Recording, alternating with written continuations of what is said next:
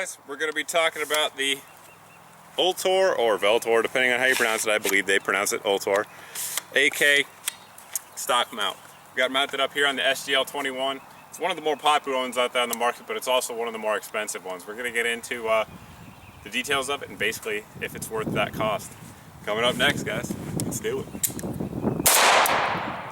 Now we're going to go ahead and take a closer look at it. I have one mounted up that you guys saw me just shooting, as well as one unmounted, so you can see what you get in the package. Basically, you get the tube, which has the QD attachment points on both sides, so ambidextrous in that regard. It is 5-position adjustable. It's made out of a 7075 T6 aluminum. That aluminum is type 3 anodized, which is basically the same stuff that you're going to see on a lot of military rifles, so it's very durable.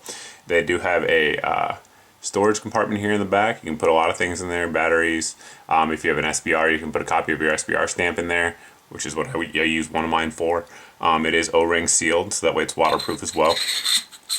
And the tube itself is mil-spec dimensions, so whatever stock you're going to run on there, you want to run a mil-spec stock. It also comes with 3 different shims depending on which kind of rifle you're going to be using it on.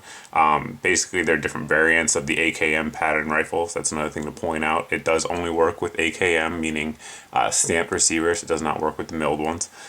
So just depending on which one you're using, whether it be like a Chinese variant or Bulgarian, Russian, what have you, you just use a different shim, and basically you put it up in there when you go ahead and mount it, like so, and that's how it seats in your receiver.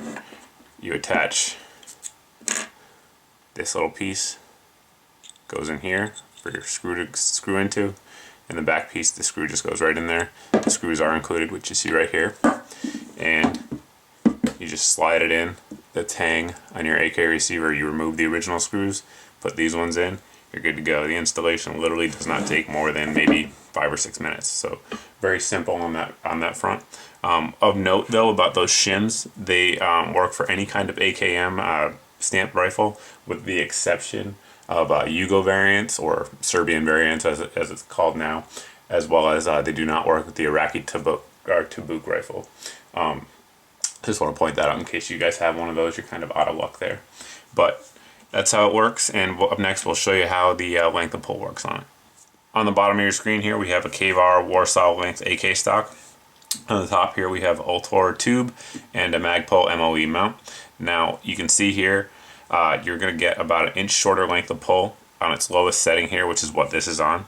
And if you want to go ahead and extend it out, you get, I'm not sure how visible that is in your screen, but you're going to get about 2.5 inches length of pull added on. So for those of you that are taller and looking for a little bit longer length of pull, or for those of you guys that do a lot of shooting from the prone, that could be an advantage for you. And for those of you guys that are shorter statured, the closed position gives you a little bit more adaptability and shoulder ability for the shorter shooters out there. The last 2 things I want to cover about the stock adapter are going to be price and durability. In terms of price, these are generally going to be found anywhere from $80 to $100, so kind of on the higher end in terms of AK stock adapters. That said, the durability of these is excellent. I mean, there's a lot of stock adapters out there on the market, everything from the Tapco ones, which I really don't like at all, and they feel just junky as can be. You know, those are going to run you $30, but would you really want to butt stroke someone with that if you had to? Probably not. This, I feel entirely comfortable doing that, or a more likely scenario, just dropping it under hard use. This one's going to hold up a lot better than some of those cheaper ones out there, no getting around it. But all in all, an excellent stock. Really the only thing I would change about it is I'd put anti-rotational QD points on there.